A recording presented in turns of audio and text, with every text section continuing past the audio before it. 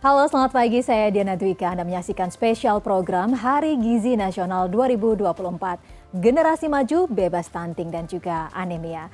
Saudara, survei status gizi Indonesia atau SSGI yang dilakukan BKKBN pada 2022 menyebutkan prevalensi stunting di Indonesia berada di angka 21,6%. Artinya, 1 dari 5 anak di bawah 2 tahun di negeri ini mengalami stunting atau kurang gizi yang kronis. Angka kasus stunting di Indonesia ini memang telah mengalami penurunan 2,8% dari tahun 2021 yang berada di angka 24,4% dan ditargetkan turun menjadi 14% pada 2024 ini. Dan juga data riset kesehatan dasar atau Riskesdas 2018, 1 dari 3 anak Indonesia mengalami anemia. Namun prevalensi stunting 21,6% masih terbilang tinggi, mengingat standar yang ditetapkan WHO seharusnya berada di bawah 20%. Angka stunting di Indonesia 21,6% pada 2022 juga merupakan sebuah angka tertinggi kedua di ASEAN setelah Timor Leste. Dan secara global, berdasarkan data UNICEF dan juga WHO, angka prevalensi stunting Indonesia menempati urutan tertinggi ke-27 dari 154 negara di dunia yang memiliki data stunting, sekaligus urutan kelima di antara negara-negara Asia. Jika tidak segera ditangani, stunting dapat mengancam masa depan bangsa kita. Lantas, apa yang kita bisa lakukan untuk mengatasi stunting dan apa saja tindakan antisipasinya? Kita akan membahasnya bersama 2 narasumber yang luar biasa hadir bersama saya di studio. Dr. Luciana Sutanto, selaku spesialis gizi klinik konsultan. Halo Dr. Lucy, terima kasih banyak sudah meluangkan waktu bersama kami. Apa kabar? Apa kabar juga Mbak Diana? Alhamdulillah saya sehat. Terima kasih banyak sudah meluangkan waktu bersama kami di CNN Indonesia. Dan juga Dr. Ray Wagyu Basrowi, Medical and Scientific Affairs Director Sari Husada Generasi Mahardika. Halo Dr. Ray, apa kabar? Baik, Alhamdulillah. Apa kabar Dian? Alhamdulillah sehat. Ini kita memperingati Hari Gizi Nasional ya. Banyak sekali hal-hal yang bisa kita berikan atau informasikan kepada masyarakat untuk mengedukasi mereka. Yang pertama ini memperingati Hari Gizi Nasional pastinya kita penting untuk mengetahui sebenarnya bagaimana situasi stunting dan juga gizi buruk di Indonesia. Apakah ini sebenarnya hal yang sama ataukah berbeda dan sebenarnya apakah ada kaitannya dengan anemia? Saya ke Dr. Lucy terlebih dahulu. Jadi stunting itu sebenarnya gizi buruk yang berlangsung cukup lama sehingga mengganggu pertumbuhan. Yang bisa dilihat adalah tinggi badan anak lebih rendah daripada standar normal. Nah, itu adalah stunting. Nah, kalau anak mengalami gizi buruk, terutamanya adalah asupan makan yang tidak mencukupi kebutuhannya, itu di dalam waktu tertentu akan menyebabkan anemia karena zat gizi yang diperlukan tidak tercukupi di tubuh anak. Baik, dan ini ternyata tadi dari data yang sudah saya sebutkan di awal masih cukup memprihatinkan begitu. Nah, Benar. kalau dari Dr. Ray melihat sebenarnya seberapa urgent nih Indonesia untuk bisa segera mengentaskan stunting dan juga seberapa penting nutrisi ini berperan untuk bisa mengatasi permasalahan stunting dan juga anemia di Indonesia, Dr. Ray? Sangat urgent dan krusial karena seperti yang dijelaskan Dr. Lucy tadi, juga beberapa penelitian membuktikan bahwa seorang anak yang mengalami stunting dan anemia pasti membuat kecerdasannya jelek. Kemudian kualitas hidupnya menjadi lebih tidak baik. Bahkan ada banyak studi epidemiologi yang mengatakan bahwa apabila satu negara angka stunting dan anemia sangat tinggi, maka dapat mengganggu kualitas sumber daya manusia. Dan ini tentu saja ancaman yang besar untuk masa depan bangsa Indonesia. Dan sudah banyak penelitian yang mengatakan penyebab utamanya, salah satu penyebab utamanya adalah karena intake nutrisi yang kurang. Terutama kekurangan protein, terutama jenis protein hewani, dan juga kalau anemia, kita bicara soal anemia kurang besi, itu berarti asupan zat besi yang juga tidak memadai. Karena pada prinsipnya orang Indonesia bukan orang pemakan protein hewani. Jadi seberapa penting nutrisi harus segera dilakukan sangat penting, dan ada begitu banyak pihak yang terlibat di dalamnya, termasuk dalam hal ini industri, termasuk dari kami dari Sari Husada. Oke, tadi dokternya sudah menyebutkan bahwa salah satu faktor penyebabnya itu adalah kurangnya protein hewani begitu ya dokter ya. Dan juga ada ternyata dampak yang bisa dirasakan oleh anak-anak yang mengalami stunting dan juga anemia ini adalah menurunnya kecerdasan pada mereka. Nah, Dokter Lucy bisa juga dielaborasikan apalagi sih faktor-faktor yang menyebabkan anak-anak ini bisa menderita stunting dan juga anemia. Nah, faktor ini bisa menyebabkan dampak jangka pendek dan juga jangka panjang apalagi?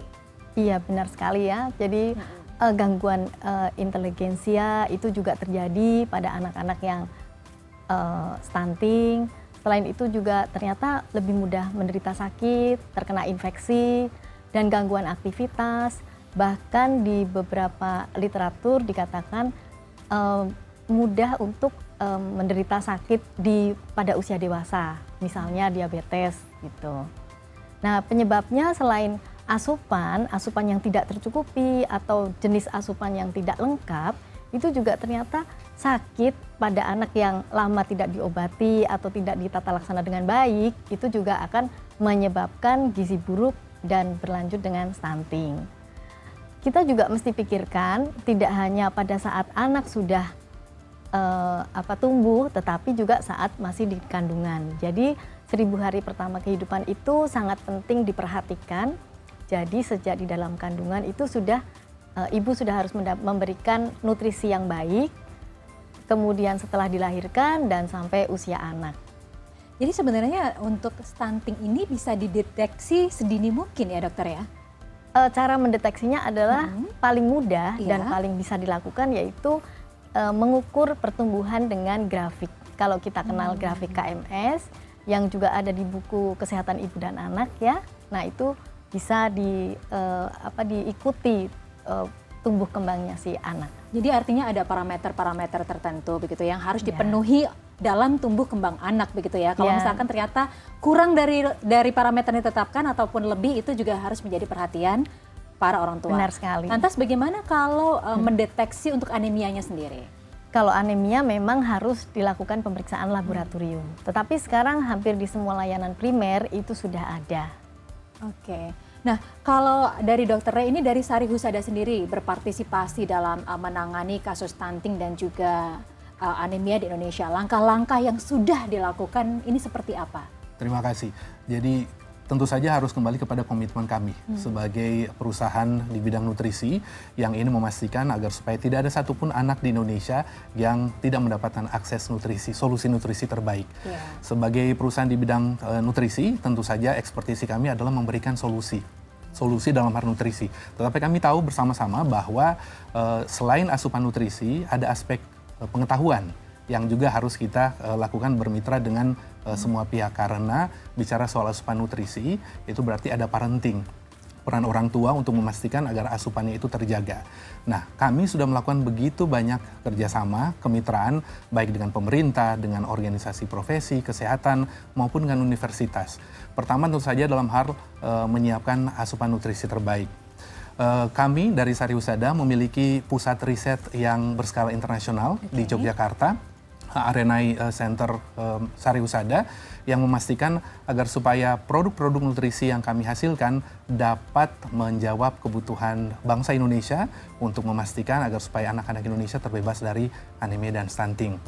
Lewat SGM Explore, kami pastikan agar supaya asupan zat besi dan vitamin C yang dipakai untuk mencegah supaya tidak banyak anemia di Indonesia itu dapat diakses dengan mudah. Tentu saja kami juga memperkuat itu dengan begitu banyak penelitian-penelitian bermitra dengan seluruh organisasi profesi di Indonesia. Begitupun dengan stunting, karena ketika berbicara mengenai stunting, mencegah stunting penting sekali mendapatkan asupan nutrisi, terutama protein hewani. Dan kita tahu bersama bahwa susu pertumbuhan merupakan salah satu jenis sumber protein hewani yang terbukti sangat baik untuk meningkatkan asupan dan mencegah agar supaya anak tidak mengalami kekurangan protein dan tumbuh kembangnya tercapai dengan baik. Itu sebabnya kami dari Sari Husada memastikan agar supaya produk nutrisi yang kami berikan kepada bangsa Indonesia diperkuat dengan kerjasama edukasi untuk memastikan agar supaya setiap keluarga di Indonesia dapat memberikan asupan nutrisi yang baik dan juga memfasilitasi parenting yang memadai. Ya, ini menarik sekali untuk dipahami oleh masyarakat bagaimana cara untuk mengatasi stunting yang bisa dilakukan di rumah. Tadi juga sudah disebutkan mulai dari minum susu, mengkonsumsi protein hewani yang cukup. Nah, porsinya atau proporsinya dalam makanan kita seperti apa? Kita akan bahas di segmen selanjutnya. Dan pemirsa, Hari Gizi Nasional 2024 mengangkat tema protein hewani untuk mencegah stunting dan anemia. Lantas apa pentingnya asupan protein hewani pada anak dan bagaimana susu bisa membantu mengatasi stunting dan juga anemia? Informasinya akan kami hadirkan sesaat lagi, tetaplah bersama kami.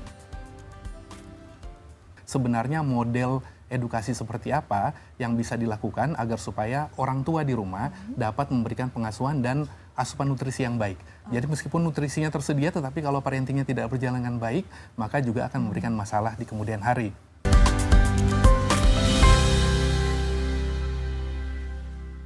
In association with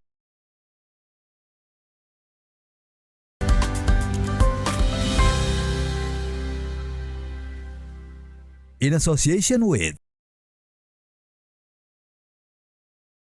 Ya, terima kasih Anda masih bersama kami di spesial program Hari Gizi Nasional 2024 dan Generasi Maju Bebas Stunting dan juga Anemia. Kita lanjutkan dialog dengan para narasumber masih bersama Dr. Lucy dan juga Dr. Ray. Melanjutkan perbincangan kita yang tadi juga sudah disebutkan bagaimana kondisi masyarakat Indonesia, anak-anak Indonesia yang masih tinggi ya, yang mengalami stunting dan juga anemia. Tadi juga sudah disebutkan apa saja dampaknya. Saya mau ke Dr. Lucy sekarang. Lantas tadi juga sudah disebutkan ini perlu untuk ada intake protein hewani, kalau bisa setiap hari. Porsinya sebenarnya harus seberapa banyak sih dokter untuk bisa mengatasi stunting dan juga anemia ini? Iya benar sekali. Jadi porsi makan protein hewani itu idealnya ada di dalam setiap anak makan dalam satu piringnya. Porsinya sedikit lebih banyak dibandingkan dengan protein nabati. Dan harus juga ada makanan pokok, sayur dan buah di dalamnya. Oke, mungkin ada alasan nih sejumlah masyarakat yang alasan, wah kalau hewan ini mahal, ya kan? Lebih murah yang veggie gitu, yang nabati gimana nih dokter? Apakah memang harus yang mahal atau gimana? Tidak juga. Sebenarnya itu bisa dipilih karena pilihan protein hewani itu banyak ya. Dari susu, telur, ikan. Nah, apakah sudah sering memberikan ikan? Karena ikan juga penting. Kemudian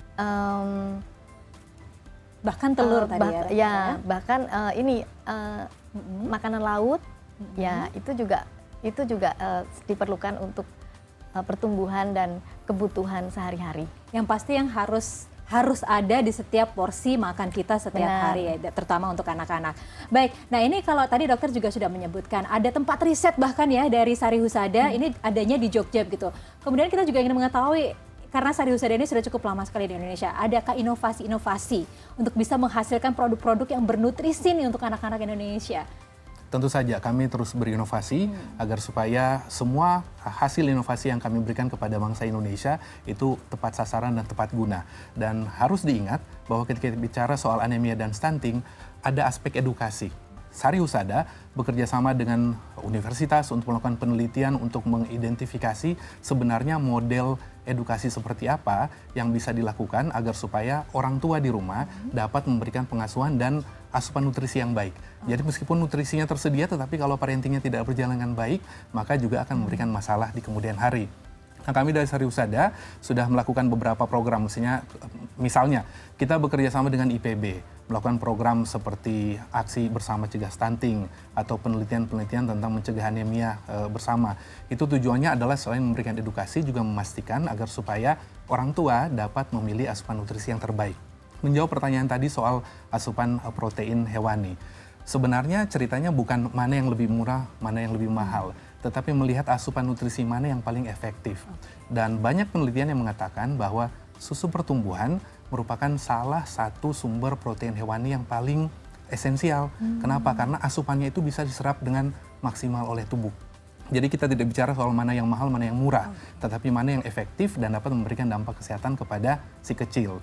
Contohnya, di SGM Explore, sebagai sumber protein karena susu pertumbuhan juga dilengkapi dengan iron dan vitamin C. Sehingga anak yang mengkonsumsi susu pertumbuhan seperti SGM Explore secara teratur juga dapat dicegah potensi risiko anemia di kemudian hari. Tetapi ini yang harus diedukasi kepada masyarakat. Lewat program-program bersama kami dengan universitas dan pemerintah, kami harapkan inovasi nutrisi juga dapat dilengkapi dengan asupan pendidikan yang baik di tingkat keluarga. Jadi artinya memang Sari Husada di sini mendekatkan diri kepada masyarakat untuk mengedukasi para orang tua begitu ya? Betul sekali. Arti pentingnya dari protein hewani termasuk susu pertumbuhan ini yang menjadi nutrisi yang esensial untuk pertumbuhan anak. Dan harus diingat juga bahwa masalah terbesar di Indonesia adalah juga rendahnya screening atau diagnostik penyakit.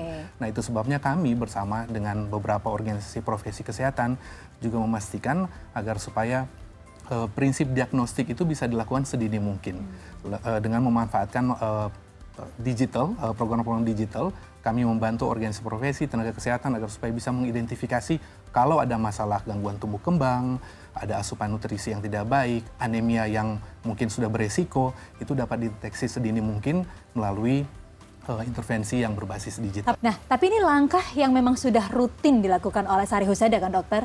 Tentu saja, Diana.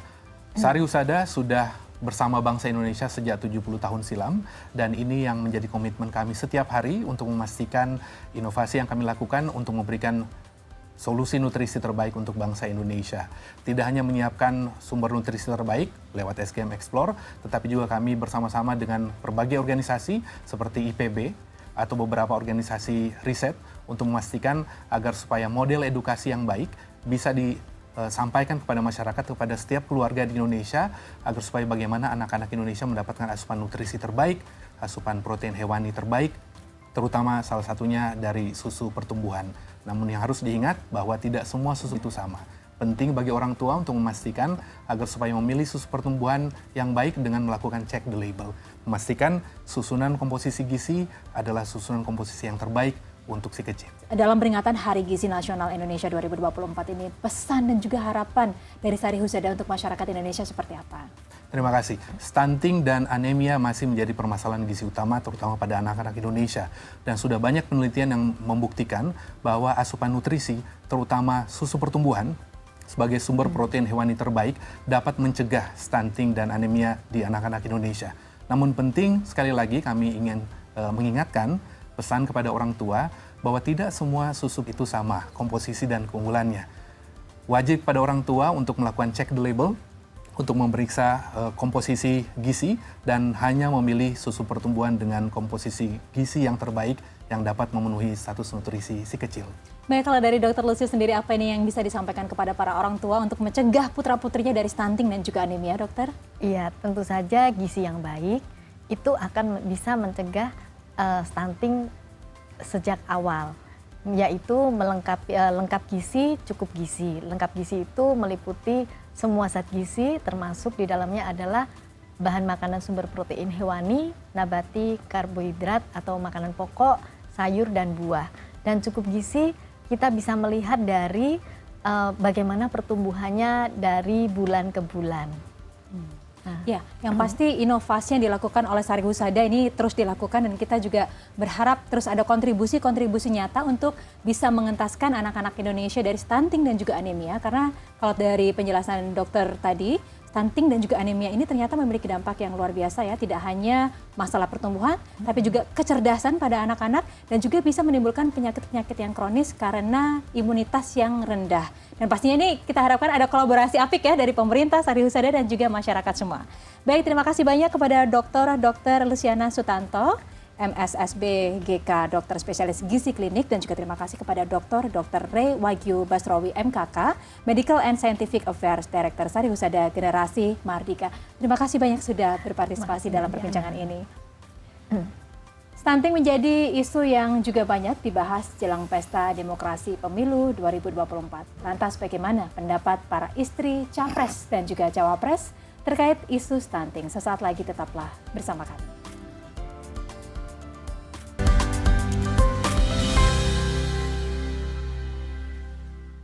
In association with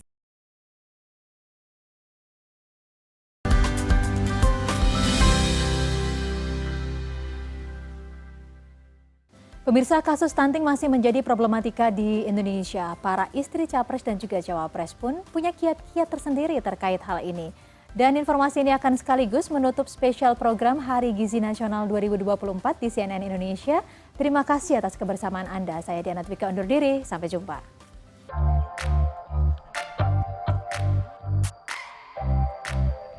Dalam bincang di spesial interview CNN Indonesia pada Desember lalu, Siti Atikoh, istri capres nomor urut 3 Ganjar Pranowo, menilai langkah paling efektif menangani stunting adalah dengan pencegahan yang dimulai dari masa kehamilan. Atikoh menegaskan 1000 hari pertama kehidupan anak menjadi kunci utama. Kalau kita mau bicara masalah pencegahan, itu ya nutrisi si ibunya juga harus sangat diperhatikan. Jadi bukan Cuma bayinya saja. Syarat anak itu sehat di kandungan, tentu calon ibunya itu sebelum mengandung itu juga dipastikan sehat. Salah satunya tidak kekurangan energi. Kekurangan energi kronis. Salah satunya diukur lingkar dengan atas ya. Kalau di bawah 23,5 itu berarti gizinya dulu ditingkatkan. Kemudian asupan nutrisinya itu agar dia sehat dulu baru hamil. Kemudian makanan pendamping ASI-nya itu juga yang sesuai. Nah, jadi gizi baik dari si ibu maupun si anak itu benar-benar harus juga diperhatikan. Juli 2023 silam, saat menjabat selaku Gubernur Jawa Tengah, Ganjar Pranowo dan sang istri mendapatkan penghargaan kehormatan dari Presiden Republik Indonesia dan BKKBN atas komitmennya terhadap program kependudukan dan keluarga berencana, khususnya penanganan stunting.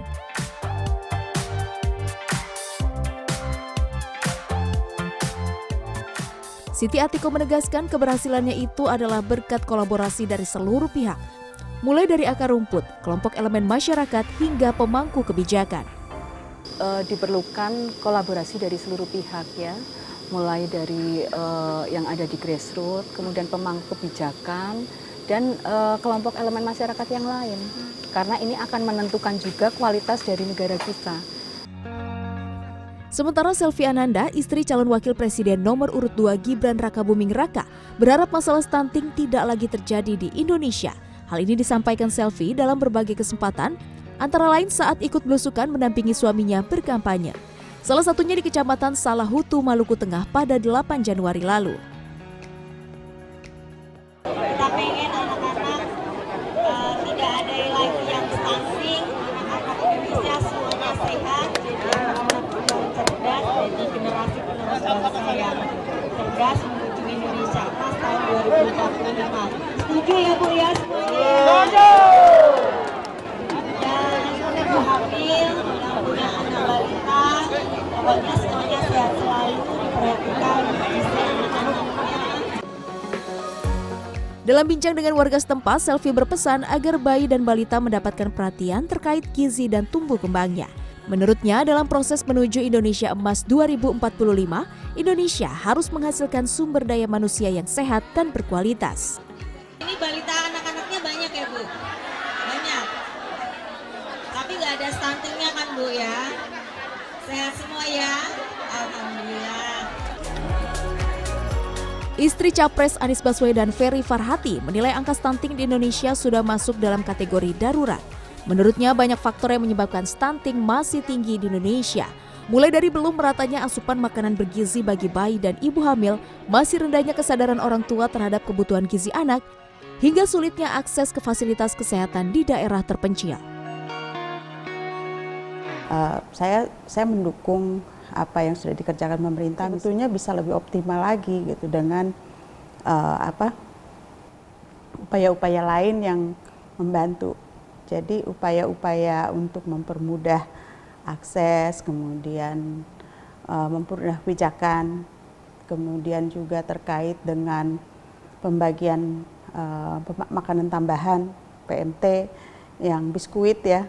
Mungkin untuk beberapa daerah cocok gitu, tapi untuk wilayah-wilayah tertentu agak sulit untuk diberikan karena lokasi yang jauh, karena mungkin budaya makan yang berbeda. Ferry Farhati memiliki misi untuk mengatasi stunting dengan cara yang ia sebut dengan istilah bagimu. Ferry menambahkan selain bayi dan ibu hamil, gizi para calon ibu seharusnya juga sudah dipersiapkan sejak remaja. Kalau saya sebutnya dengan istilah bagimu, bahagiakan anak, beri gizi yang cukup dan stimulasi yang tepat. Membahagiakan anak dengan memberi orang tua yang penuh kasih sayang, menggunakan parenting positif, kemudian jadi lingkungannya dibuat untuk membahagiakan anak. Kemudian menyiapkan calon orang tua remaja yang pemberian asupan untuk remaja, orang tua ibu hamilnya yang diperhatikan juga. Perlu komitmen yang kuat dan kerjasama banyak pihak untuk menjamin anak-anak Indonesia mendapatkan haknya. Gizi optimal untuk mencegah stunting adalah investasi sumber daya manusia yang berkualitas menuju Indonesia Emas. Tim Liputan CNN Indonesia.